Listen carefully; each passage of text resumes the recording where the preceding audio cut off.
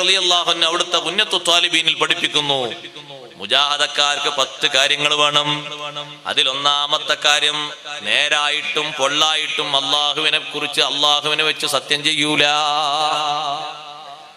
ചില ആൾക്കാർ നേരാണ് പറയണമെങ്കിൽ ഒരു വല്ലാഹി ഉണ്ടാകും, നേരല്ലെങ്കിൽ വല്ലാഹിന്റെ കട്ടി കൂടും, 2-3 ഉണ്ടാവും. അങ്ങനെ കേൾക്കുന്ന ആൾക്കാർ തന്നെ പറയും, വല്ലാഹി എത്രണ്ണപ്പ പറഞ്ഞു, 3 4 അഞ്ഞൂറ് നിൽക്കും കണക്കൂട്ടുണ്ട് കേട്ടോ, അതാ പറഞ്ഞ അങ്ങനെയാണ്. സിദ്ഖായിട്ടും അള്ളാഹിനെ വെച്ച് സത്യം ചെയ്യൂല, കെദിബായിട്ടും സത്യം ചെയ്യൂല. കാരണം അല്ലാഹു തആല എന്നുള്ളത് സത്യത്തിന് മാത്രം ഉപയോഗിക്കുന്ന ഒന്നാ. അങ്ങനെ ഒരു കാര്യവും ചെയ്യൂല, മറന്നിട്ടും ചെയ്യൂല. ഓന്റെ ശരീരത്തിന് നഫ്സിനെ ഓനത് ഉറപ്പിക്കും, ഞാൻ അങ്ങനെ ഒരു കാര്യം ചെയ്യൂല. രണ്ടാമത്തെ കാര്യം, കളവ് വർജിക്കും. ആസിലൻ വജാദ, തമാശക്കും കള്ളം പറയൂല, കാര്യമായിട്ടും പറയില്ല. തമാശക്കും പറയില്ല, കാര്യമായിട്ടും പറയില്ല. ഉമ്മമാരെ തമാശക്ക് കളവ് പറയാൻ പാടില്ല. എത്ര ആയിട്ട് സ്കൂളിൽ പോകാനും വിളിക്കുന്ന കുട്ടി വരാതെ, കുട്ടി കളിയോട് കളി. കുട്ടികൾക്കാവുമ്പോ കളിക്കൊരു ത്രില്ലുണ്ടാവുമല്ലോ, അവർ കളിയിൽ ഇങ്ങനെ അതിന്റെ ലഹരിയിലാണ്. അപ്പൊ ഉമ്മ വിളിച്ചു അകത്തേക്ക്, മോനെ നിനക്ക് വേണ്ടേ നല്ല ടേസ്റ്റ് ഉള്ള ഒരു സാധനം, നിനക്ക് വേണ്ടേ നല്ല മധുരമുള്ളതാണ്. എന്റെ പേരും പറഞ്ഞു, പേരെന്തോ ആയിക്കോട്ടെ, ഒരു പേരും പറഞ്ഞു. കുട്ടി അത് കേൾക്കേണ്ട താമസം ഓടി വന്നു. അതെവിടെ നോക്കുമ്പോ, എനിക്കത് വേണം, നിങ്ങളത് പറഞ്ഞിട്ടല്ലേ വിളിച്ചത്, അത് നാളെ വാങ്ങിത്തരാം. എന്നാ പിന്നെ അങ്ങനെ നാളെ വാങ്ങിത്തരാം എന്നാണ് ആദ്യം പറഞ്ഞ് വിളിച്ചാ പോരെ. നേരത്തെ ആ പറഞ്ഞതും ആ വിളിച്ചതും ഒരു കളവാണ്. ആകരുത് സഹോദരങ്ങളെ, അങ്ങനെ ആകരുത്. സ്വന്തം ജേഷ്ഠൻ വന്നിട്ട് നിങ്ങളോട് ചോദിക്കുകയാണ്, ഒരു 5000 തരാനുണ്ടോ? ഇല്ല ഇല്ലാന്നൊറ്റടിക്ക് കളവാണ്. ഉണ്ടായിക്കൊണ്ടില്ല എന്ന് പറഞ്ഞാൽ പിന്നെ എന്തിനാ ഞങ്ങൾ ഇല്ലാന്ന് പറഞ്ഞ് കൊടുത്താ കിട്ടൂലേ? അത് നിങ്ങൾ നേരെ പറഞ്ഞാ പോരെ. ഇല്ലാറണോ? ഇല്ലാന്ന് പറഞ്ഞാൽ കളവാ. ഉണ്ട് 5000 5000 നിങ്ങൾ എടുത്തുണ്ട്, പക്ഷെ ചോദിക്കണ സ്വന്തം ജ്യേഷ്ഠനായതുകൊണ്ട് കൊടുത്താ പിന്നെ അത് ഫീസബീലേക്ക് കൂട്ടേണ്ടി വരും. ഫീസബീലി മനസ്സിലായില്ല? ഫീസബീലി മുമ്പ് ഒരാള് മറ്റാൾക്ക് കട കൊടുത്തു. എത്ര നിങ്ങൾ കൊടുത്ത്? ഇല്ല, ഞാൻ 500 കൊടുത്തു. ആ, അല്ല നിങ്ങളെ കാത്തു. അന്തേ അല്ല കാത്തു പറഞ്ഞ ഉസ്താദെ പൊരുത്തപ്പെട്ടു കൊടുത്താളെ, ഫീസബീലായിട്ടേ കിട്ടൂല. അള്ളാന്റെ മാർഗത്തിൽ സ്വതക്ക് കൊടുത്തു കൂട്ടിയാൽ മതി, അതാ ഫീസബീല്, തിരിച്ചു കിട്ടൂല. അങ്ങനെ ജേട്ടനാകുമ്പോ പിന്നെ തരാതിരുന്നാ ചോദിക്കാർ മടിയല്ലേ എന്ന് കരുതിയിട്ട് കള്ളം പറയാൻ പാടില്ല. 5000 തരാനുണ്ട്, ഞാനൊരു സംഗതിക്ക് എടുത്തു വെച്ച, ഒരു 1-2 മാസം കഴിഞ്ഞ് തിരിച്ചു തരാണ്, ഞാനങ്ങ് തരാം. എന്താ തുറന്നു പറഞ്ഞു കുഴപ്പം? ജ്യേഷ്ഠനാകട്ടെ, അഞ്ചനാകട്ടെ, വാപ്പാകട്ടെ, ആരാകട്ടെ കാര്യം പറഞ്ഞാ പോരെ. ഉണ്ടായിട്ടില്ല പറഞ്ഞ കളവല്ലേ? അത്ര വലിയ കളവ് വേറെ എന്തുണ്ടോ? തരാത്ത ആളാണെന്ന് കരുതിയിട്ട് കള്ളം പറയാൻ പാടില്ല, നേരെ പറയാവൂ. ഇല്ലാത്തൊരു പേര് പോലും വിളിച്ചാലും മഹാന്മാരങ്ങനല്ലേ പറഞ്ഞത്. ഇബ്നു ഹജർ ഹൈതമി തങ്ങളോടൊരു ചോദ്യം, ഹജ്ജ് ചെയ്യാത്ത ഒരാൾക്ക് ഹാജിന്ന് പേരിട്ട് വിളിച്ചാൽ കളവാകുമോ? ഉപ്പര് ഹജ്ജ് ചെയ്തിട്ടില്ല, ഹജ്ജിന് പോയിട്ടില്ല, ഇഹ്റാമിട്ട് കെട്ടിയിട്ടില്ല. ഇഹ്റാം കെട്ടി ഇങ്ങനെ പുറപ്പെടുന്ന ആൾക്കാരെ ചിലപ്പം വളണ്ടിയർമാരും മറ്റൊക്കെ ഹാജി ഹാജിന്ന് വിളിക്കോടുന്നൊക്കെ, അത് അതിലേക്ക് ഉള്ള ആ മായവൂല് പരിഗണിച്ചുകൊണ്ടാണ്. പിന്നെ അങ്ങനെയല്ലേ ആയിത്തീരുന്ന, ഹജ്ജിനല്ലേ പോകണമെന്നുള്ള അതങ്ങനെ വിളിക്കും. ഇത് മുപ്പര് ഹജ്ജ് ചെയ്തിട്ടില്ല, ചെയ്യാൻ ഉദ്ദേശമില്ല, അതിലുള്ള ആൾ മുപ്പർക്ക് ഒരു പേരിട്ടെടുത്താണ് ആൾക്കാരുടെ ഇടയിൽ. കളവ, അങ്ങനെ വിളിക്കാൻ പാടില്ല, അങ്ങനെ വിളിക്കാൻ പാടില്ല. നമുക്ക് തോന്നുന്നൊക്കെ പേരിടുക, അങ്ങനെ പേര് വിളിക്കാൻ പാടില്ല. അങ്ങനെ കുറെ പേരുകളെ സംബന്ധിച്ച് പറഞ്ഞാൽ പിന്നെ നേരം അങ്ങനെ കുറെ പേരുണ്ട്, ഒരിക്കലും ദഹിക്കാത്ത കുറെ പേരുകൾ. തെറ്റാണ്, കളവാണ്, വിളിക്കാൻ പാടില്ല. ഉറുപ്പ്യ സ്വതക്ക് കൊടുക്കൂല, ഉറുപ്പ്യ കൊടുക്കൂല. ഉറുപ്പ്യ കൊടുക്കൂല എന്ന് മാത്രല്ല, മൂർന്നേടത്ത് ഉപ്പേക്കാത്ത സൈസ. അങ്ങനെ പറഞ്ഞാൽ മനസ്സിലായോ?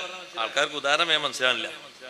ഒരു ചങ്ങായിന്റെ കയ്യിൽ ഇങ്ങനെ മുറിയായി പോയപ്പോ കണ്ടു നിൽക്കുന്ന ഒരാൾ പറഞ്ഞ ചോര നിൽക്കാൻ കുറച്ച് ഉപ്പിട്ടാ മതി എന്ന് പറഞ്ഞു. അപ്പൊ ഇവൻ പറഞ്ഞു, ഉപ്പിടണ്ട, ചോര തന്നാലെ നിന്നോളും. എന്തേ ഉപ്പിടണ്ടാറ്? ഉപ്പ് ചെലവായി പോകുമല്ലോ എന്ന് കരുതിയിട്ട്. ചോര പോയാലും കുഴപ്പമില്ല, ഉപ്പ് ചെലവാകരുത്. അത്രയും വലിയ ബഖീലാണ്. ആ ഒരു ബഖീലിന് മുത്തസദ്ദിഖ്, നല്ല ധർമ്മിഷ്ഠ എന്ന് പേര് വെച്ചാൽ അങ്ങനെ ഉണ്ടാവും? കളവല്ലേ? അങ്ങനെ വിളിക്കാൻ പാടില്ല. ഉദാഹരണം പറഞ്ഞതാണ്. കാര്യമായിട്ടും അല്ലാതെയും ഒന്നും കള്ളം പറയാൻ പാടില്ല, ഒരു സംഗതിയും കള്ളം പറയാൻ പാടില്ല. മാസം കാണാൻ സാധ്യത ഉണ്ട്, സാധ്യതയുള്ള രാത്രിയാണ്. അപ്പൊ തക്ബീറൊക്കെ എഴുതി വിടുക, പെരുന്നാൾ ആശംസകളാണ് അറിയിക്കുന്നു. നോമ്പിന് അങ്ങനെ ആശംസ ഉണ്ടാവില്ല, അത് വേറെ വിഷയം. പെരുന്നാൾ ആശംസകൾ അറിയിക്കുന്നു. മാസം കണ്ടിട്ടേ അത് പറയാവൂ, കാണാതെ പറയാൻ പാടില്ല. കളവാണ്. അങ്ങനെയാണത് പറയുന്നത്. എങ്ങനെ എഴുതുന്നിടത്തും ശ്രദ്ധിക്കണം, പറയുന്നിടത്തൊക്കെ ശ്രദ്ധിക്കണം. എവിടെയും വരാൻ പാടില്ല, കളവ് വരാൻ പാടില്ല, കളവ് പഠിപ്പിക്കാൻ പാടില്ല, കളവ് പറ്റ ഒഴിവാക്കണം. അപ്പോഴേ നമ്മളെ മക്കളിലടക്കം സിദ്ഖ് വരുള്ളൂ, സത്യം വരുള്ളൂ. കളവ് വർജിക്കണം. മൂന്നാമത്തെ കാര്യം, ഒരാളോടും വാഗ്ദാനം ചെയ്തിട്ടൊരു കാര്യവും ലംഘിക്കരുത്. അത് പേടിക്കണം. തരാമെന്ന് പറഞ്ഞിട്ട് പിന്നെ മൂപ്പരെ കാണാനില്ല, പിന്നെ തപ്പി തരട്ട് കാണാനില്ല. എത്ര ആൾക്കാരാ സഹോദരങ്ങളെ ലാഭം പറഞ്ഞിട്ട് പിന്നെ ആൾക്കാരെ കാണാനില്ല. അന്വേഷിച്ച് നോക്കുമ്പോൾ ആൾ ആസ്ട്രേലിയയിലെത്തിയിട്ടുണ്ട്, അല്ലെങ്കിൽ കാശ്മീരിലെത്തിയിട്ടുണ്ട്, അല്ലെങ്കിൽ മലേഷ്യയിലെത്തിയിട്ടുണ്ട്, പലയിടത്തും എത്തിയിട്ടുണ്ട്. വാഗ്ദാനം ചെയ്തിട്ട് ലംഘിക്കുന്നത് പ്രത്യേകം സൂക്ഷിക്കണം. ആരോട് വാഗ്ദാനം ചെയ്തോ വാഗ്ദാനങ്ങൾ നിറവേറ്റണം. ഔഫൂ ബിൽ അഹദി ഇന്നൽ അഹദ കാന മസ്ഊലാ. വാഗ്ദാനങ്ങൾ പൂർത്തിയാക്കി വീട്ടണം. വാഗ്ദാനത്തെയും ചോദ്യം ചെയ്യപ്പെടുന്നുണ്ട്. വാഗ്ദാനമായി പറയുന്നതൊക്കെ കടമാണ് എന്ന് റസൂലുള്ളാഹി. അൽ ഇദത്തു ദൈനുൻ. വാഗ്ദത്തം കടമാണ്. അത് പള്ളി കമ്മിറ്റിയോടാണെങ്കിലും മദ്രസ കമ്മിറ്റിയോടാണെങ്കിലും വേറെ ആരോടാണെങ്കിലും ഓഫർ കടാകും. സ്വന്തം മോളോടാ പറഞ്ഞ, മോളെ 10ാം ക്ലാസ് പരീക്ഷയിൽ ഇത്ര മാർക്ക് വാങ്ങിയാൽ ഉറപ്പാ വാപ്പാന്റെ പകരം ഉംറ നിനക്ക് ഓഫർ. അന്നാ കുട്ടിക്ക് ചെറിയ വയസ്സല്ലേ ഉള്ളൂ. കുട്ടി ഇനിയിപ്പോ ഉംറ കൊണ്ടുപോകണമെങ്കിലൊക്കെ ഒരു 3-4 കൊല്ലം കൂടെ ഒക്കെ കഴിയണ്ടേ. പാസ്പോർട്ട് നിർത്തിട്ടില്ലല്ലോ. കുട്ടി മെനക്കെട്ട് എല്ലാ സമയവും ഉപയോഗപ്പെടുത്തി പറഞ്ഞ് ഉപ്പ പറഞ്ഞതോ അതിലപ്പുറമൊക്കെ മാർക്ക് വാങ്ങി. കുട്ടിന്റെ കൽവിൽ ആകെ ഒരൊറ്റ ചിന്തയുള്ളൂ, എന്ത്? ഉംറ. ആ കുട്ടി മറന്നിട്ടില്ല, ഉമ്മയും മറന്നിട്ടില്ല, കേട്ടവരൊന്നും മറന്നിട്ടില്ല. പാസ്സായി വന്നിട്ട് കുട്ടി പറഞ്ഞു, മാർക്ക് കാണിച്ചു, ഉപ്പ നിങ്ങൾ പറഞ്ഞ മാർക്കുണ്ട്, ഉംറേ എന്തുമ്ര? നിങ്ങൾ എന്നോട് ഉംറ പറഞ്ഞില്ലേ? 8ാം ക്ലാസ് ഞാൻ പഠിക്കുമ്പോ 10ൽ ആയാലും ഇപ്പൊ തന്നെ അന്ന് തന്നെ ഞാൻ ശ്രദ്ധിച്ചിന്. 8ും തന്നെ ഒരുങ്ങിയിട്ടുണ്ട് എല്ലാ വിഷയത്തിലും. 9ഉം ശ്രദ്ധിച്ചിട്ടുണ്ട്, 10ലും ശ്രദ്ധിച്ചിട്ടുണ്ട്. ഇതിനു വേണ്ടി കഠിനാലം ചെയ്ത് 3 കൊല്ല. നിങ്ങൾ ഉംറ ഓഫർ ചെയ്തിന്, ഞാൻ ഓഫർ ചെയ്തു. അപ്പൊ ഉമ്മയും വന്നു, ആ ഓഫർ ചെയ്തിട്ടുണ്ട്. സാക്ഷികളും പറഞ്ഞു, സാക്ഷികൾ 1, 2, 3, 4 ഉണ്ട്. സഹോദരങ്ങളൊക്കെ പറഞ്ഞു, ഉണ്ട്, അത് റെഡിയാണ്. കടാണ്, അത് വീട്ടണം, അത് വീട്ടണം. അല്ലാ, അന്ന് പന്ന ഉംറക്ക് കൊണ്ടുപോകുന്ന പറഞ്ഞാൽ അന്ന് ഉംറക്ക് പൈസ കുറയും. അതൊന്നും അവിടെ പറിച്ചിലില്ല. അത് കൊടുക്കണം. പെണ്ണുങ്ങളോട് പറഞ്ഞു, കല്യാണം കഴിച്ചെന്ന് പെണ്ണുങ്ങളോട് പറഞ്ഞു, പിന്നെ അനക്ക് ഞാൻ നല്ലൊരു ഓഫർ തരാണ്. എന്താ ഓഫർ?